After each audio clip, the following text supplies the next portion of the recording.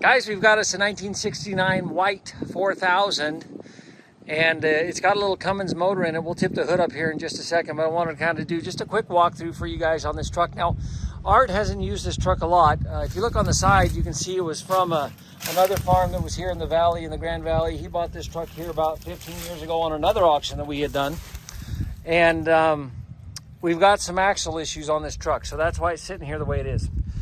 If I can get this truck to start before sale day, and we're going to try to, we will certainly post that video and show that truck running. But I'm going to do a walk around, and whenever I come back, we'll take a look at that motor whenever I get up here at the front. So I'm going to open up the cab here first, guys, and let you look inside here. Nothing fancy, an older truck. Obviously, the seat's showing a lot of wear over there. Not sure what transmission is in this truck, guys. I will try to find that out.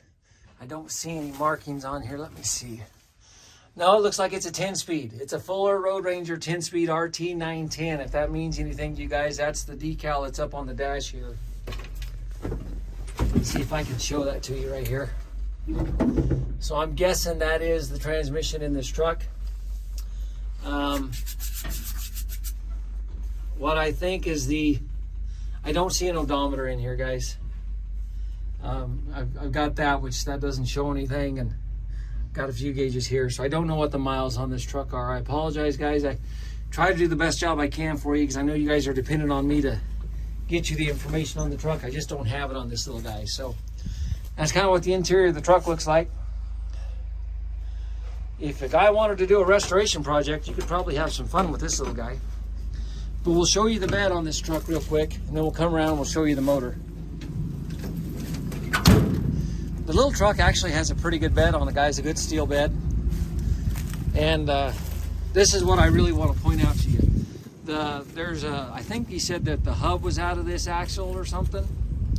And that's why this truck is in the shape that it's in. It's just sitting here, guys. He never got it fixed. So bite that away, understanding that there could be some issues here. But again, the steel bed, I'm going to guess those are at least 4-foot sides.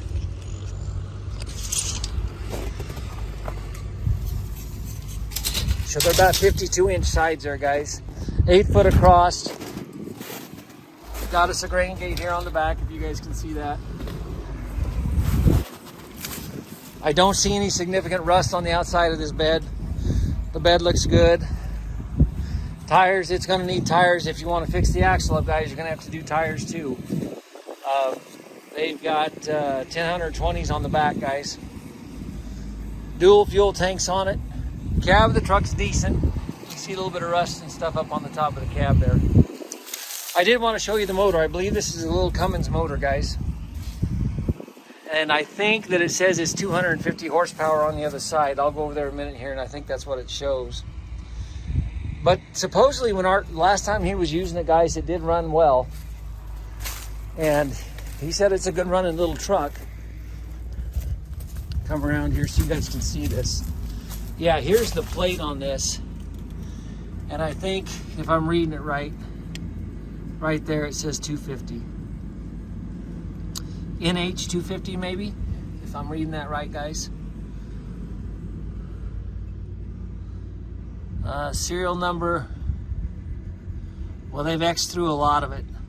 They may have put a different motor in this, possibly that's what it is, but it's a Cummins diesel right there, guys. And that motor, I think, trying to see what that tag says, 83 possibly. So that's the little motor that's down in the truck, guys.